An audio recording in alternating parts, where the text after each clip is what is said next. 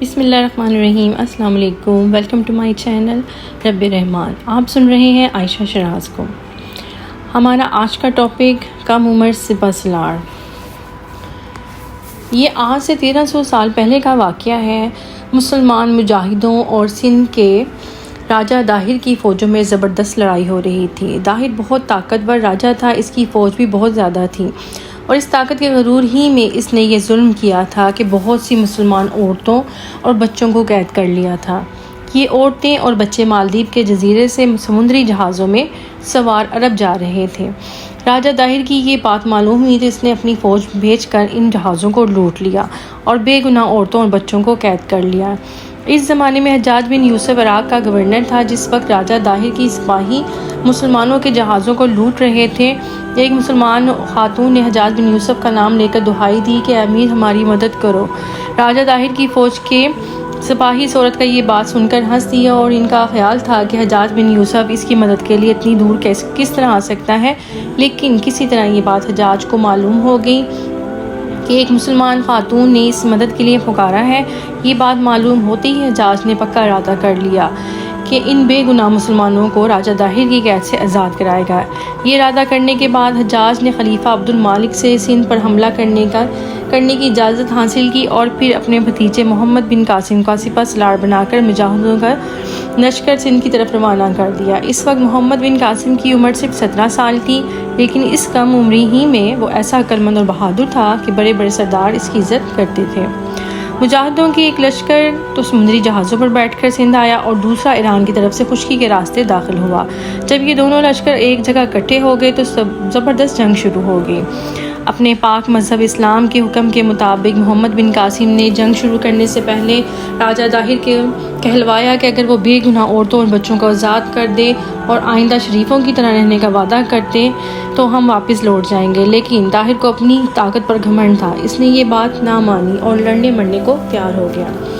اس زمانے میں ایسی توپیں اور بندوقیں ایجاد نہیں ہوئی تھیں جیسی آج کل کی لڑائیوں میں استعمال کی جاتی ہیں۔ پھر بھی ایسی مشینیں ایجاد ہو گئی تھیں جو بہت بڑے بڑے پتھر کافی فاصلے پر پھینک سکتی تھیں۔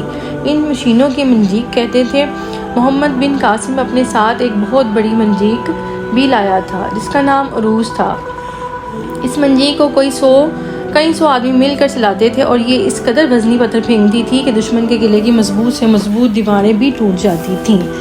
راجہ داہر کے دارالحکومت کا نام دبل تھا، اور اس شہر کے بیچوں بیچ ایک بہت بڑا مندر تھا۔ اس پر سرخ رنگ کا ایک بہت بڑا جھنڈا لہراتا تھا۔ ہندوؤں کا عقیدہ تھا کہ جب تک یہ جھنڈا لہراتا رہے گا کوئی دشمن دبل پر قبضہ نہ کر سکے گا۔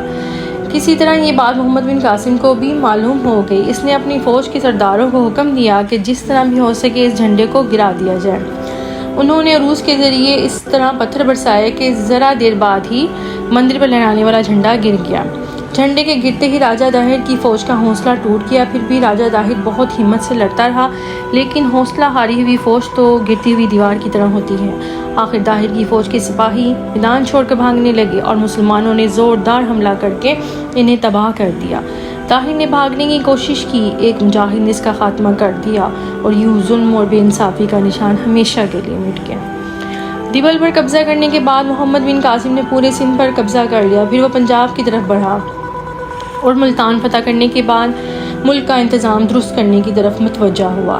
اس کم عمر سپہ سالار نے نہ صرف بے گناہ مسلمان عورتوں اور بچوں کو قید سے چھڑایا، بلکہ ان لاکھوں لوگوں کو بھی سچی آزادی بخشی جو داہر کی ظلم اور بے انصافی کی وجہ سے جانور جیسی زندگی گزار رہے تھے۔ اس نے اعلان کر دیا کہ انسان ہونے کی حیثیت سے سب لوگ کا رتبہ برابر ہے، اب کسی کو کم اور کسی کو زیادہ نہ سمجھا جائے۔ محمد بن قاسم کی اسی انصاف کی وجہ سے سندھ کے لوگ اپنی ایسے خوش ہوئے کہ وہ اسے ایک دیوتا خیال کرنے لگے، یہاں تک کہ کچھ لوگوں نے تو اس کا بت بنا کر مندر رکھوا دیا اور اس کی اسی طرح پوجا کرنے لگے جس طرح وہ اپنے دیوتاؤں کی بتوں کی پوجا کرتے تھے۔